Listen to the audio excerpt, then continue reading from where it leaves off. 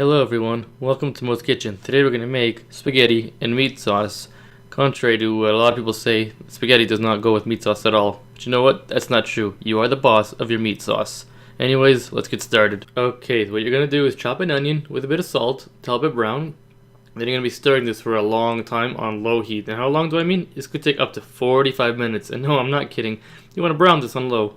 You can speed it up by going medium, it'll encourage it to brown faster, but it will burn if you're not careful. This way we'll extract more flavors. Anyways, while that's doing, we're going to prepare our next step. If you've seen my hamburger episode, you know this process. So we're going to toss in our meat. I've got chuck meat, and I've got some blade meat here. I don't like to buy them pre-ground. They don't taste as good, and they're also like parts that the butcher can't sell. They're a little bit older. So just give it a few on-off pulses, just like that. And maybe about 10 of them should do, and it'll be the consistency you want. Let's see. That's not too bad, but I'm going to give it a few more just to be sure. Yeah, I gotta give this one a bit. We got a bit of connective tissue. That's good for building a lot of flavor. Okay, and if I can just get this thing on. Yeah, there we go. Just a few more pulses, on, off, on, off, on, off. You get the idea. Basically, all you're doing is buying a meat whole, chopping them into about 1-inch cubes, and processing them yourself. It's cheaper and better. Now, on really, really, really high heat, you're going to toss your meat in, and you're going to give it a stir. You want to brown all of these. Brown meat will always taste better. And you don't just have to use meat. You can use chicken, you can use turkey, fish, you can use anything you want. It is a meat sauce after all. Anything goes. Just get a bit of salt and a bit of black pepper. You want to season this really well. This is going to be a very good meat sauce. You don't want to make any mistakes. So make sure you season really well. Once it's brown like that all over, what you want to do next is toss it into a colander like that and let the fat drain. You don't want that in there. Keep it there until we need it. Don't worry, we will bring the flavor back.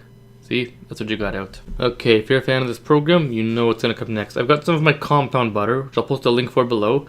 You don't really have to use it. You can use regular butter, just kind of sweating away in the pan. We're going to get all those bits out. Those are a lot of flavor. So you're going to take a bit of beef broth, pour it in there, and you're going to use a whisk to dissolve all those little brown bits. It's a lot of extra flavor. That's what makes a very good recipe even better. And you can do this at home, no problem. It doesn't take long. Once all those brown bits are out, bring it to a simmer for just about 2 or 3 minutes, and then set this aside until you need it. There, now that's what I'm talking about. Now we're going to bring in more aromatics. I've got celery, a bit of carrots, and some red peppers. Stir it in for about another 20 minutes. I know this is going to take a long time to do this whole recipe, but trust me, this is going to be a great meat sauce. Great, now you're going to have your garlic, and you're going to stir it in for another 10 to 15 minutes, and add a little bit more salt. There, that's what we're reduced to after all that time. Now here's about 1 star anise pod. This is an optional step, but I'm going to add that in for fragrance. And don't worry, it'll disintegrate in the sauce. You don't have to break it. Some of you are saying, Mo, you're killing me with all these steps, all these ingredients. What are you doing to me? This is all kind of a chef trick or something your grandmother might see and do, and you're wondering, how does she do it? I'm showing you all of it. Now toss in your meat and the deglazed bits from the pan that we made earlier. There we go. You're also going to add in 3 cups of very good beef broth. And I know what you're thinking, Mo, I thought we were making a meat sauce, not a meat soup. Well, listen, this meat is very tough. It's got a lot of connective tissue, which isn't a bad thing. That's flavor. We're going to braise it on low heat for about 3 hours. That way we're going to bring all that flavor out. This meat is going to be so tender, you're not going to believe it. Before we do that, we're going to add in about 2 to 3 ounces of mushrooms. It'll give it a nice earthy flavor. Give it a stir. Plus we're going to add in 1 can of either evaporated milk, or you can just use regular milk, just to add a little bit of richness and body to this.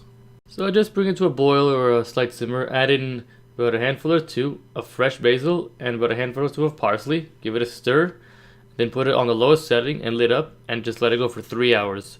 You're going to lift the lid about every 20 minutes, stirring occasionally. So it's been 2 hours, now we're going to go to the next phase. Chop about 3 cloves of garlic and get it on medium heat for about a minute, not too long. Then we're going to add in 2 cans of diced tomatoes. If you got whole tomatoes, you can chop them, but diced ones work too. And remember, look for a good brand, like San Marzano's.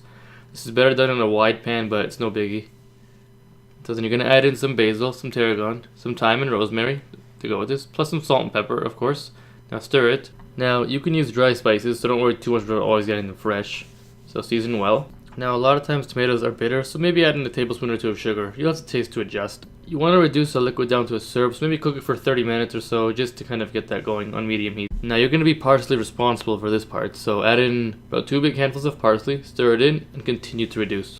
That's looking good, so you're going to add in about 2 tablespoons of Worcestershire sauce, about a tablespoon of balsamic vinegar, about half a cup of water, and about a tablespoon or 2 of tomato paste. Stir it in. Back the heat down to about low to medium low. You're going to do this for another half an hour to really reduce everything's down.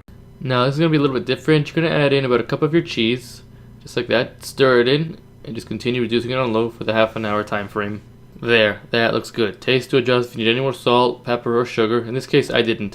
Okay, it's showtime. Look at that. After 3 hours, there's practically nothing left in here. Do you remember what it looked like? I'll show you. See that? Look how full it was. Look at all the water. You couldn't even see the meat. What a difference it made. Anyways, now we're going to get back to the sauce. So dump in your tomatoes, just like that. See, there's no stain or anything, so don't go using Teflon pans. They're really not necessary for anything. So now, stir everything together, and keep it on the lowest possible setting uncovered until we finish making our spaghetti. Bring a large pot of water and boil it with about 2 tablespoons of salt, or enough to make it taste like the sea. Then you're going to add in the spaghetti. Try not to drop any like I did. Now you're going to get your tongs and you're going to stir it frequently. That way it doesn't stick together and it cooks evenly. Now most of the time we do cook our pasta al dente, but this time we're going to go maybe a minute or two before al dente. You want to hear kind of a little tiny bit of a crunch just at the back of your teeth. And this is because we're going to finish the noodles in the sauce. Now I've said this every single time I've made pasta, and I'm going to keep saying it. Do not wash your pasta. You didn't work this hard, you didn't spend all this money and all this time to mess this part up. If you wash your pasta, you are going to start all over again. And I'm not kidding.